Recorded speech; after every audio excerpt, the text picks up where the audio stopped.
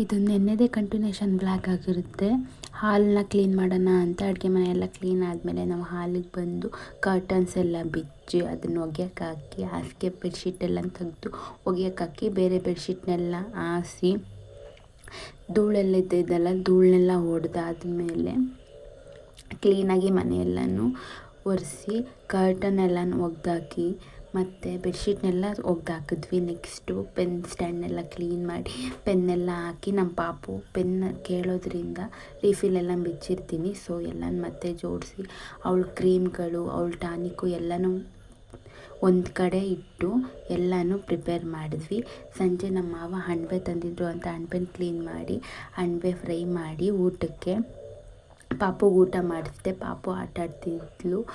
ಅವಳು ತುಂಬಾ ಖುಷಿಯಾಗಿ ಆಟಾಡ್ತಿದ್ಲು. ಪಾಪುದು ಊಟ ಎಲ್ಲ ಆದಮೇಲೆ ಪಾಪುನ ಮಲಗಿಸಿ ನಾನು ಊಟ ಮಾಡಿ ನನಗೆ ಸ್ವಲ್ಪ ಅಸೈನ್ಮೆಂಟ್ ಬರೆಯೋದಿತ್ತು.